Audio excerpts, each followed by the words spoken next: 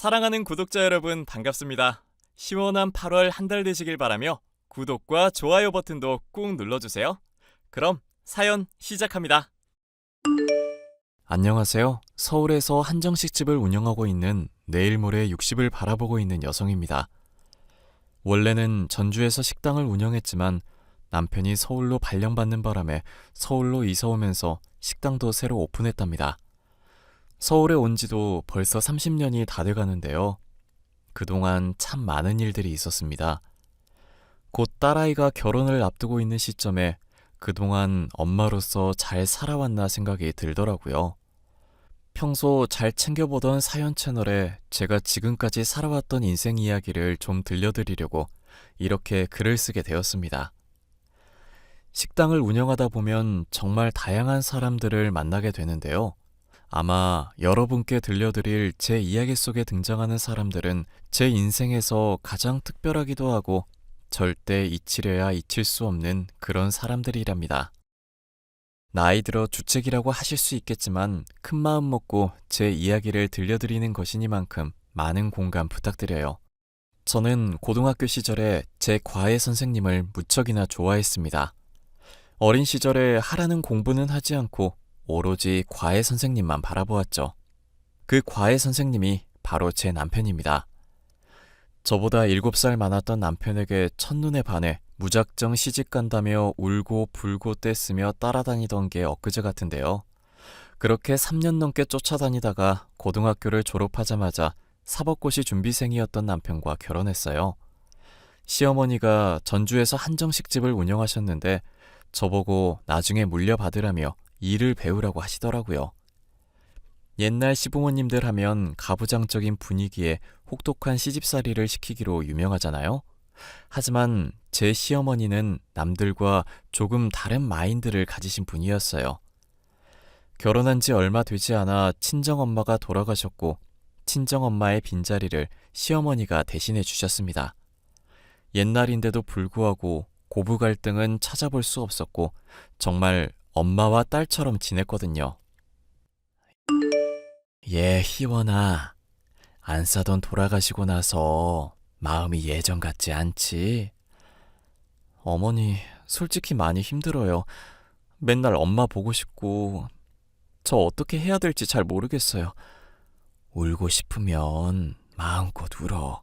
마음에 담아두지 말고 보고 싶은 만큼 울려무나. 이제 남은 가족도 없어요. 다들 엄마 돈 노리고 보상금 노리고 저 혼자 어떻게 살아가야 하죠? 왜 혼자야? 나도 있고 태규도 있는데, 응? 그런 말 말어. 어머니. 아가, 너 우리 태규 좋다고 졸졸 쫓아다니던 시절부터 저런 딸 하나만 있으면 좋겠다고 생각했거든? 어찌나 당돌하고 당차던지 그 모습이 너무 귀여웠단다. 그런데 우리가 이렇게 만날 인연이었어.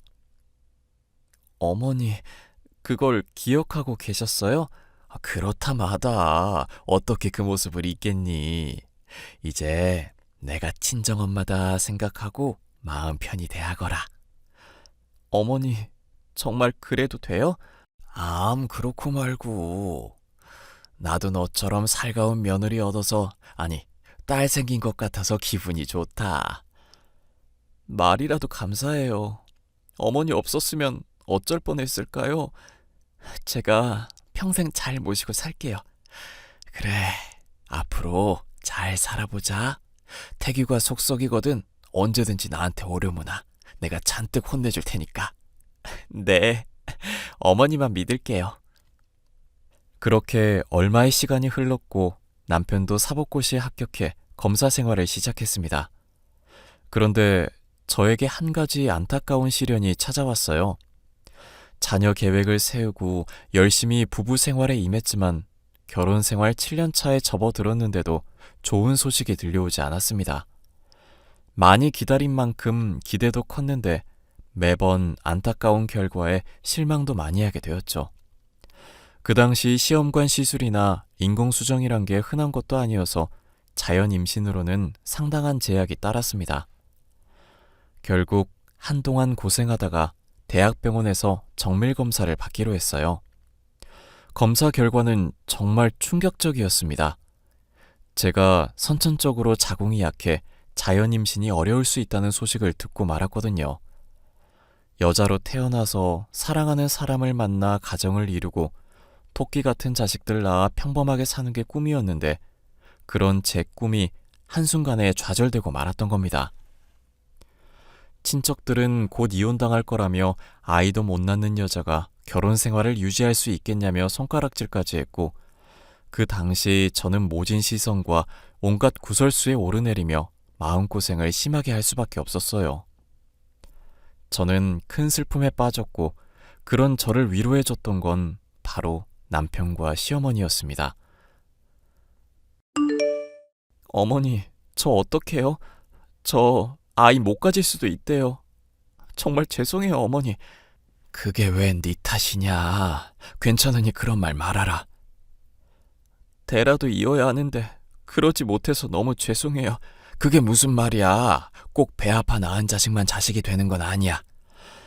너희들만 괜찮다면 난 입양도 생각하고 있다. 네?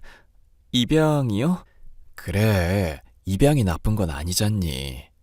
내가 자식을 다 키워본 입장으로서 한 사람이 인간 하나를 키워낸다는 건 대단한 인내심과 정말 내 살과 뼈를 깎아내는 일이야. 그만큼 각오해야 하는 일이지. 그러니 너무 어렵게 생각하지 말자. 제가 죄송해서 어떻게 그래요. 말씀만으로도 너무 감사해요. 생각지도 못했는데. 네 마음을 내가 알아줘야지. 누가 또 알아준다니? 괜히 마음 아파하지 말고 어느 정도 마음 추스르면 입양 생각해보자. 엄마, 정말 괜찮겠어요? 괜찮고 말고. 마음 추스르면 고아원 가서 한번 둘러보자꾸나. 그 김 원장이랑 잘 아는 사이니까 내가 이야기 좀 해보마. 어머니, 배려 너무 감사해요. 제 마음도 다 이해해 주시고. 저 정말 어머니한테 효도할게요. 그래. 차라리 입양해서 마음 붙이고 정 붙이고 소중하게 키우자꾸나. 엄마, 내가 다 고마워요. 나도 생각하지 못한 걸. 이 은혜 살면서 잊지 않을게요. 엄마가 저한테 해주신 것처럼 저도 아이한테 최선을 다할게요. 그렇게 얼마 뒤 저는 시어머니와 남편과 함께 희망보육원이라는 곳에 가게 되었죠. 정말 눈도 못 뜬 갓난아이부터 초등학생, 중학생까지 저마다 사연을 갖고 사는 아이들이 많았습니다. 아이들과 놀아주기도 하며 한참을 둘러보는데 유독 눈에 띄는 아이가 있더라고요. 4살 된 여자아이였는데 말도 잘하고 유독 저와 남편을 잘 따르는 모습을 보였습니다. 그저 사람이 좋아서 반가워서 그러겠거니 했는데 저희가 집에 갈 시간이 되자 울며 불며 떼를 쓰더라고요. 왜 우냐 물어보니 가면 안 올 거잖아 라며 닭똥 같은 눈물을 흘리는데 어찌나 마음이 아프던지요. 눈물 콧물 다 빼고 자지러지게 우는 아이를 겨우 달래놓고 집에 돌아왔는데 자꾸 눈에 밟혔습니다. 자려고 누웠는데도 한참을 뒤척이며 계속 그 아이를 생각했죠. 그러다 남편과 대화를 하게 되었습니다. 여보, 나 아무래도 서정이가 눈에 밟힌다? 아까 울었던 애 말하는 거지? 울어서 그런가? 이상하게 자꾸 생각이 나. 계속 손잡고 있어서 아직도 온기가 남아있는 것 같고. 하긴 유독 우릴 잘 따랐지. 아까 원장님한테 이야기 들어보니까 혼자 4살이라 어울리는 친구가 없다더라. 그래서 우리한테 더 그랬던 것 같아. 그러게, 외로워 보였어. 우리 그 아이 입양할까? 사실 나도 그렇게 생각했는데 당신이 좋다면 나도 좋아. 더군다나 그 아이라면 더더욱. 근데 당신 정말 괜찮아? 갑자기 왜 울어? 어디 아파? 아니, 미안해서 그러지. 내가 몸이 좋질 않아서 당신한테 실망만 시키는 거 아닌가 하고. 또 그러네. 괜찮다니까. 당신이 좋으면 나도 좋아. 가슴으로 낳았지만 누구보다 소중하게 키울 거야. 이미 내 자식이나 다름없지. 이렇게 자꾸 생각나고 눈에 밟히는 거 보면 우리랑 만날 인연이었던 거야. 그러니까 당신도 너무 미안해하지 마. 우리가 열심히 키우면 되는 거야. 정말? 그렇게 말해줘서 고마워. 내가 살면서 다 갚을게. 뭐라 말로 표현해야 할지 모르겠다. 정말 고마워. 결국 날이 밝자마자 고아원으로 다시 가서 그 여자아이를 입양하는 절차를 밟았습니다. 김서정이라는 이름을 갖고 있었는데 남편의 성을 따 박서정으로 개명도 하고 함께 살게 되었죠. 만날 인연은 따로 있다고 하듯이 처음부터 제 아이인 양 살갑고 친근했고 익숙했어요. 어느 화목한 집안 못지않게 처음부터 그래왔듯이 부러울 정도로 행복한 시간을 보내게 되었습니다. 그렇게 20년의 세월이 흘렀고 저는 시어머니에게 식당을 물려받아 본격적으로 운영하게 되었죠. 물론 시어머니도 함께 일했으나 나이가 드셔서 종종 허드렛 일을 도와주시는 정도였죠. 딸은 대학 졸업을 앞두고 있었고 온 가족이 각자의 위치에서 바쁜 삶을 보내고 있던 시기였습니다. 딸아이는 저희와 함께 살기 시작하면서 그 흔한 투정 한번 안 부리고 속 한번 안 썩이고 화목하게 잘 지냈어요. 서정아, 바쁘니? 엄마가 지난번에 보낸 반찬은 잘 받은 거야? 잘 받았어. 왜 이렇게 많이 보냈대? 우리 냉장고 작은 거 알잖아. 친구들이랑 나눠 먹으라고. 잘 먹어야 공부도 잘하는 거야. 우리 딸 고생하는 거 알아서 할머니랑 같이 만든 거야. 다 네가 좋아하는 걸로. 역시 우리 엄마랑 할머니가 최고야. 강아지, 요즘 힘든 건 없어?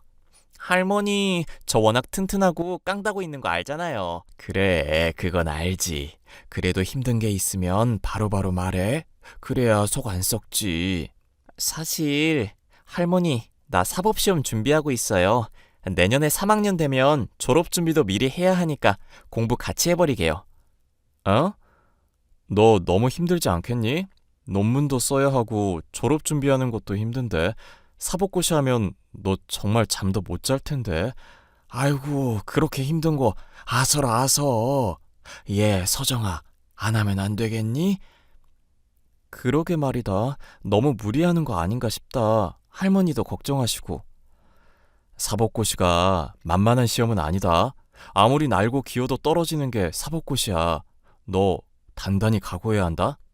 할머니, 엄마 아빠 걱정 마요. 나 아빠 닮아서 똑똑하니까. 미리 준비해서 한 번에 합격할게요. 쉬엄쉬엄 공부해. 몸 상하면 걱정할 사람들 많다. 나 젊어서 괜찮아. 할머니 건강이나 잘 챙기세요. 엄마 아빠도. 조만간 시험 끝나면 전주 한번 내려갈게요. 맛있는 거 많이 해줘요. 특히 할머니표 감자전. 알겠다, 우리 강아지. 조만간 또 연락하렴. 힘내거라. 아빠가 시험에 참고될 만한 자료들 정리해서 메일로 보내줄 테니까 시간 날 때마다 참고해. 그렇게 2년이라는 시간이 흘렀고 딸아이는 약속대로 졸업과 동시에 사법시험 합격이라는 영예를 안겨주었습니다. 시어머니는 집안의 경사라 하며 동네에 현수막도 걸자고 하셨죠. 결과 발표를 듣고 딸이 전주로 내려왔고 정말 동네 잔치를 벌였습니다. 남편도 자기 닮아서 똑똑하다며 크게 기뻐했고 가족 모두가 행복에 겨워 눈물을 흘릴 지경이었죠. 그러다 한 차례 검은 먹구름이 드리웠습니다. 몇십 년 동안 친정엄마 그 이상으로 의지했던 시어머니가 노환으로 돌아가신 거예요. 워낙 나이도 있으셨고 앓고 있던 지병이 있으셔서 많이 힘들어하셨거든요. 슬픈 마음을 어루만지며 장례를 치르고 얼마 뒤 남편이 서울지검으로 발령받게 되었습니다. 딸아이도 사법연수를 끝내고 서울의 한 대형 로펌에서 일하게 되었죠. 그렇게 전주 생활을 정리하고 서울로 이주하게 된 거랍니다. 새로 식당도 오픈하고 바쁜 부녀 뒷바라지 하느라 정신없는데 고아원 원장님이 연락 오더라고요. 고아원 원장님과 전화통화를 끝낸 저는 내심 불안해졌어요. 사실 얼마 전부터 딸아이의 친모라는 사람이 자신의 아이가 보고 싶다며 찾아왔다는 겁니다. 제가 지금까지 있는 정 없는 정 줘가며 키워온 자식인데 다시 데려갈까봐 두려웠나 봐요. 가슴으로 낳은 자식이지만 친자식이다 생각하고 온 애정을 다 쏟았는데 딸이 이제라도 친엄마한테 가고 싶다고 하면 어쩌지 하는 생각도 있었고요. 결국 뜬 눈으로 며칠 지샜는데 아니나 다를까 불안한 예감은 틀리지 않았습니다. 제가 운영하는 식당에 바로 딸아이의 친엄마가 찾아온 거였어요. 긴장되는 마음을 겨우 가라앉히고 조용히 대화를 시작했습니다. 김희원 씨 되시죠? 누군지는 대충 눈치채셨을 것 같은데. 서정이 친모예요. 네, 알고 있어요. 여기까진 어쩐 일이시죠? 어쩐 일이긴. 귀한 우리 딸 얼굴 좀 보려고 왔지. 그동안 우리 서정이 키워줘서 고마워요. 몇십 년 동안 찾지도 않다가 왜 이제 와서 그래요?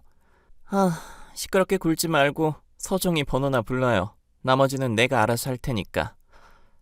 저기요, 지금 뭔가 착각하고 있는데 부탁을 해도 들어줄까 말까인데 왜 온 거예요?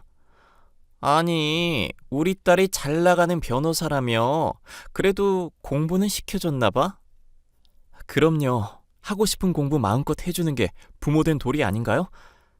근데 왜 찾아오셨어요? 불쾌하니까 나가주실래요?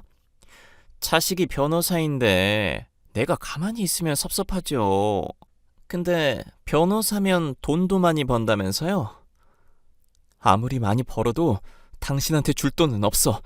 자기 자식 버리고 갈 땐 언제고 왜 이제 와서 만난다고 난리야? 좋게 대우해 주는 것도 이번이 마지막이에요. 나가요.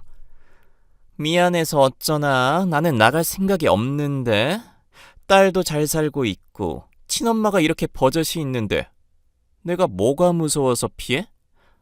당신이 정말 엄마라면 애초에 그런 곳에 서정이를 맡기면 안 되지. 그건 내가 알아서 할 일이고 내 딸 덕 좀 보려고 찾아왔으니까 당장 내 눈앞에 데려와요. 얼굴 좀 봐야겠으니까. 글쎄 됐다니까요. 당장 경찰에 신고하기 전에 나가. 아무튼 이제 내가 키울 테니까 이제 그만 내 딸 인생에서 꺼지시지? 도대체 왜 지금에서야 찾는 건데? 서정이가 원하지 않으면 어쩔 건데요? 뭐 같이 살기라도 할 거야? 내가 내 자식 보겠다는데 한번 만나겠다는데 무슨 상관? 내가 알아서 친권이니 뭐니 다 법적 처리할 테니까 기대해요. 서정이가 원한다면 얼마든지 보내줄 수 있는데 당신 하는 꼬락서니를 봐서는 설마 돈 필요한 건 아니죠? 아니, 당신이 무슨 상관이냐고. 그래도 내 딸인데 이것저것 잴 필요가 있나? 그냥 내가 그렇다 하면 그런가 보다 하면 되지. 나도 딸 자식한테 잔소리할 권리 있거든요? 따로 만나서 잘 이야기하면 서정이도 알아듣겠죠. 이제라도 부모한테 효도하면서 살라 해야죠. 안 그래요? 무슨 생각인진 모르겠지만 우리 딸 건들기만 해봐요. 내가 배 아파 낳은 자식은 아니지만 입양해올 때 이미 내 자식이나 다름없었어. 당신이 함부로 대할 아이도 아니라고. 그런다고 내가 쫄 것 같아요? 아무튼 지금 안 부르면 내가 알아서 찾아가는 걸로 알아. 어디서 순 듣보잡들이 내 딸 부모 한답시고 설치고 있어? 지금 뭐라고 했어요? 듣보잡? 말 다 했어요? 이왕 이렇게 된 거 그냥 내가 데려가서 다시 키워야겠다. 그래야 남은 인생 호강하며 살지. 우리 변호사 딸 데려갈 수 있으면 데려가 보던가. 당신 지금 속이 훤히 보이는데 우리 딸이 과연 좋아할까? 상처 주지 말고 그냥 조용히 살아요. 뭐요? 지금 말 다 했어요? 아무리 그래도 핏줄은 무시 못하지. 그년도 나 닮았으면 내가 좋다고 그럴 거야. 그래요? 어디 한번 두고 봅시다. 일단 지금 장사에 방해되니 당장 나가주세요. 안 나가면 경찰에 신고합니다. 왜 그렇게 빡빡하게 구실까? 알았어. 다음에 다시 올 테니까 그땐 내 앞에 딸 데려다 놔요. 알겠어요? 서정아, 바쁘니? 엄마가 기니 할 말이 있다. 왜? 뭔데? 나 이제 좀 한가해. 무슨 일 있어? 아니, 사실은 엄마 가게 말이다. 친엄마라는 사람이 찾아왔어. 그래서 알려주려고. 아, 그랬구나. 그 사람이 엄마한테는 뭐라는데? 엄마한테는이라고? 너 그 여자 온 거 알고 있었어? 엄마, 나 치밀한 거 모르지? 사실 대학 입학하고 나서 궁금하긴 하더라고. 그래서 이리저리 수소문했는데 상종 못할 사람들이더라. 조금이라도 혹시나 하는 마음이 있었는데 난 이미 그때 마음 접었어. 미리 말 못해서 미안해. 그랬구나. 진작에 말을 하지 그랬어. 근데 왜 그런 생각을 한 건데?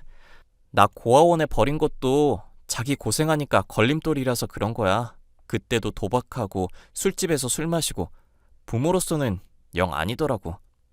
저런 사람이 내 부모라는 게 부끄러웠어. 아, 그나저나 무슨 말을 하려고 했어? 친엄마 찾아와서 너 데려가겠다더라? 그래서 내가 무슨 염치로 그러냐고 쏴붙였더니 핏줄 운운하더라고. 웃기지 말라 그래. 한 번 더 찾아오면 그땐 바로 경찰에 신고해버려. 내가 친부모 찾았던 것도 공부하느라 힘들었을 때 잠시 방황했다 칠 테니까. 다시는 만나기 싫거든. 엄마도 네 마음 100번 1000번 이해해. 그런데 내가 뭘 어떻게 할 수 있는 게 없잖니. 사실 불안하기도 하고. 뭐가 불안해? 내가 친엄마 따라갈까봐? 엄마는 날 그렇게 못 믿어. 아니, 널 못 믿는다는 게 아니라 몇십 년 동안 찾아오지도 않던 사람이 대뜸 찾아와서는 너 데려가겠다고 하니까. 아무튼 나중에 다시 오면 너 말대로 경찰에 신고할게. 어차피 법적 문제 될 것도 없고 입양된 지 오래고. 아니다, 다음에 찾아오면 나한테 바로 연락해. 알겠어. 바쁜데 시간 뺏어서 미안해. 이따 저녁에 보자 엄마. 오늘 일찍 들어갈게.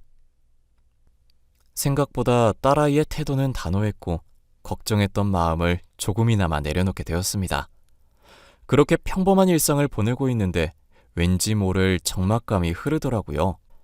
아니나 다를까 딸아이의 친엄마라는 사람이 가게에 자꾸 나타나 이리저리 회방을 놓기 시작했습니다. 식당을 매일같이 찾아와서는 다시는 안 찾아올 테니 돈을 달라며 말도 안 되는 요구를 하더라고요. 한 번은 조폭인지 깡패인지 덩치가 산만한 사람들을 데리고 와서 돈을 주지 않으면 가게 다 때려 부수겠다고까지 했습니다. 어차피 자기 자식인데 보러 오는 거 문제 안 된다며 돈 안 주면 매일 찾아와서 괴롭힐 거라 하는데 어찌나 당당하던지 기가 막히더라고요. 장사에 지장이 생길 정도로 찾아오는 바람에 결국 저는 경찰에 신고를 했고 친엄마라는 사람은 경찰에 연행되어 갔습니다. 이 소식을 들은 딸 남편이 저와 함께 경찰서로 가게 되었죠. 경찰서에서 고래고래 소리 지르며 자신은 잘못한 게 없다고 난리를 치고 있는 그 여자를 마주해야 했습니다. 이봐요. 당신이 내 친엄마야? 애초에 버리고 갔으면 찾아올 생각을 하지 말아야지. 책임지지도 못할 거 왜 나왔어요? 아유, 우리 딸 왔어? 얼른 경찰 양반한테 사정 좀 이야기하고 나 좀 풀어줘, 응? 딸? 딸이라고 했어요? 웃기는 소리 하지 마세요. 어이가 없어 진짜. 야, 엄마한테 싹수 없게 할래? 어디서 배워먹은 버릇이야? 너 이게 다 근본 없는 사람들한테 키워져서 그런 거야. 아유, 내 속이 그냥. 이보세요. 근본 없는 건 당신이 근본이 없겠지. 배 아파 낳은 자식 버리고 갈 땐 언제고. 이제 와서 뭐라도 뜯어먹고 싶어서 자식 찾는 거 좀 웃기지 않아요? 막말로 내가 우리 딸 안 낳았으면 당신들이 입양이나 할 수 있었겠어? 내가 좋은 유전자 물려줘서 애가 변호사도 되고 그런 거야. 야, 너 내가 낳아준 은혜 잊으면 안 된다? 이 아줌마가 아직 정신을 못 차렸네. 무슨 근거로 자꾸 딸이래. 나는 당신 같은 엄마 둔 적 없어요. 유전자 검사라도 하던가. 어차피 넌 나랑 같이 살 생각 없잖아? 그러니까 내가 깔끔하게 포기해 줄게. 대신에 돈 가져와. 현금으로 5억. 경찰서에서 참 잘도 한다.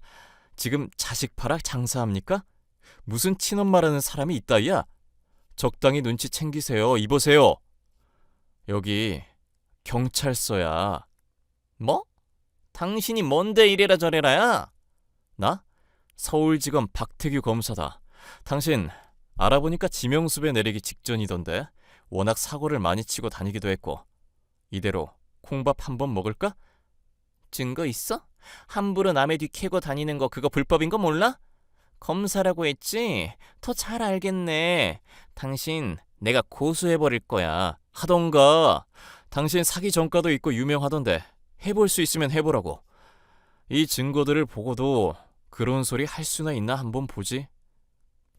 남편이 이리저리 수소문해서 얻은 증거들을 내보이자 그 여자는 얼굴색이 싹 변했습니다.